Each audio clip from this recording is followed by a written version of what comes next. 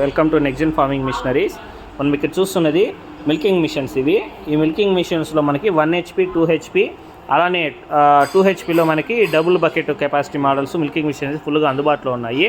ఇది మన చిత్తూరు డిస్టిక్ పలమనేరులో ఈ యొక్క అన్ని రకాల మోడల్స్ మిల్కింగ్ మిషన్స్ అందుబాటులో ఉన్నాయి.